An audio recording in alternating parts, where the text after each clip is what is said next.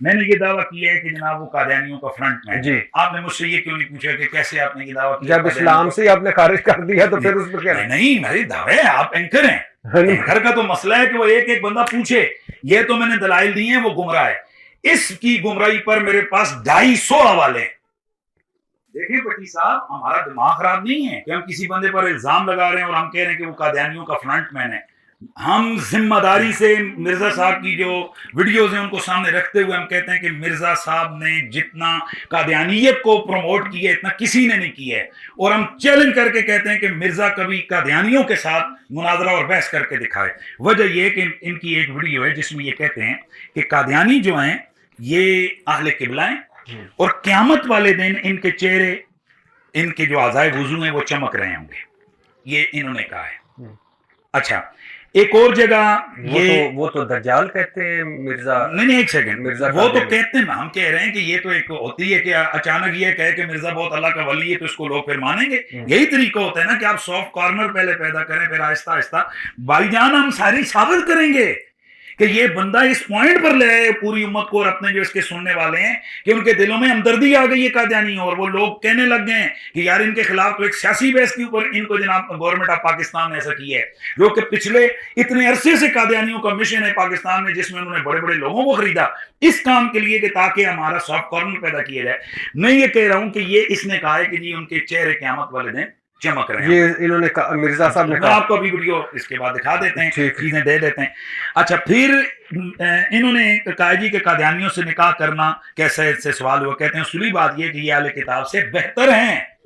اہل کتاب قرآن کو نہیں مانتے، نبی کو بھی نہیں مانتے، تو اب یہ کیا عوام کو ترغیب نہیں دی جا رہی ہے کہ جناب وہ تو قرآن نبی کو نہیں مانتے، کم از کم یہ قرآن اور نبی کو مانتے ہیں لہٰذا ان کے ساتھ نکاح کرنا درست ہے۔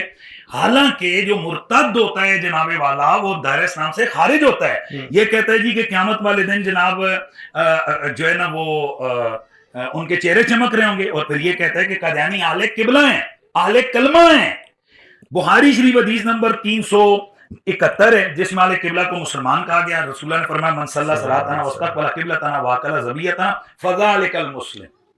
جس آدمی نے ہماری نمازوں جیسی نماز پڑھی، قبلے کی طرف ہمارے قبلے کی طرف منہ کر کے نماز پڑھی، ہمارا ذبیحہ کھایا، وہ مسلمان ہے۔ جو اہل قبلہ، اس نے کہا نا کہ اہل قبلہ ہے تو وہ مسلمان ہے۔ پھر اہل قبلہ کو کافر قرار دینے کی اجازت نہیں ہے کیونکہ یہ ان کو کہہ رہے وہ اہل قبلہ ہیں،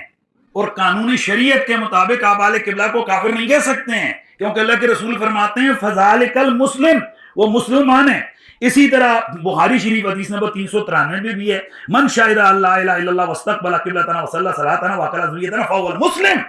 وہ مسلمان ہے جو اہل قبلہ ہے۔ پھر اسی طریقے سے بخاری شریف کے اندر ایک اور حدیث ہے، بخاری مسلم ترمذی ابن ماجہ 20ویں حدیث ہے من قال لا الہ الا اللہ دخل الجنہ۔ تو اب اس نے کہا کہ قادیانی اہل قبلہ ہیں اور ان کے جناب اعضائے وضو جو ہے نا قیامت والے دن چمک رہے ہوں گے۔ اس کو جس وقت اس کا گاندھی کے ساتھ ٹاکرا ہوا تو اب ڈاکٹر گاندھی کے ساتھ ٹاکرے کی وجہ سے اس نے تھوڑا سا پینترا ہلکا سا بدلا، کہتا ہے قادیانی اسلام میں داخلی کب ہوئے؟ اب ایک نام مسلم آئے اور کہے کہ میں نبی پاک کو آخری نبی مانتا ہوں، کلمہ پڑھاؤ، تو میں اس کو کلمہ تھوڑا ہی پڑھا سکتا ہوں۔ تو پھر ہم سوال پوچھتے ہیں جب وہ کلمہ نہیں پڑھا سکتے ہیں تو قادیانیوں کو اہل کلمہ کیسے کہا ہے؟ دو لفظ بولے ہیں، اہل قبلہ اور اہل کلمہ۔ قرآن مجید قرآن اس نے کہا کہ ان کے چہرے قیامت والے دن قادیانیوں کے چہرے جو ہے نا وہ چمک رہے ہوں گے۔ حالانکہ مسلم شریف حدیث نمبر 5 یعنی 583 میں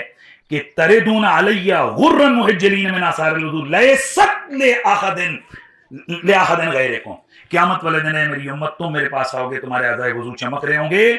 یہ تمہارے سوا یہ کمال کسی اور کو نہیں ملے گا، صرف رسول اللہ کی امتی کو، صرف مسلمان کو یہ خیر پہ کہ اس کا چہرہ قیامت والے دن چمک رہا ہوگا، اور یہ کہتا ہے کہ قادیانیوں کے چہرے جناب والا اعضائے وضو وہ چمک رہے ہوں گے۔ پھر قرآن مجید سورہ آل عمران آیات ہیں، آیت نمبر 106 آیت نمبر 107 اللہ فرماتے ہیں یوم تبیض وجوہ وتسود وجوہ فاما الذین اسودت وجوہہم اکفرتم بعد ایمانکم فذوقوا العذاب بما کنتم تکفرون، قیامت والے دن بہت سارے چہرے سیاہ ہوں گے اور بہت سارے چہرے جو ہے نا وہ سفید ہوں گے۔ بہرحال وہ لوگ کہ جن کے چہرے کالے ہوں گے ان سے کہا جائے گا کہ کیا تم نے ایمان کے بعد کفر کیا؟ اب جس کفر کیا ہے اس کی وجہ سے عذاب چکھو۔ سورہ آل عمران آیت نمبر 107 فاما الذین ابیضت وجوہہم ففی رحمت اللہ، جن کے چہرے قیامت والے دن چمک رہے ہوں گے وہ اللہ کی رحمت میں ہوں گے، ہم فیہا خالدون، اور اس کے اندر ہمیشہ ہمیشہ رہیں گے۔ کافروں کے لیے تو قرآن کہتے ہیں وجوہ یومئذ علیہا غبرہ ترہقها قطرہ اولئک هم الکفرۃ الفجرہ، کہ کافروں کے چہرے سیاہ ہوں گے، کافروں کے چہروں پر گرد اڑ رہی ہوگی، کافروں کے چہرے جناب بالکل بھیانک ہوں گے۔ یہ تو صرف مومن اور مسلمان کی شان ہے کہ اس کا چہرہ چمک رہا ہوگا، اور اللہ فرماتا ہے جس کا چہرہ چمک رہا ہوگا وہ کون ہوگا؟ ففی رحمت اللہ، وہ اللہ کی رحمت میں ہوگا۔ تو یہ قادیانیوں کو کہاں لے گیا؟ یہ ان کو دبے لفظوں میں کیا بلکہ سیدھا سیدھا یہ ان کو ایک مسلمان جو ہے نا وہ کہہ رہا ہے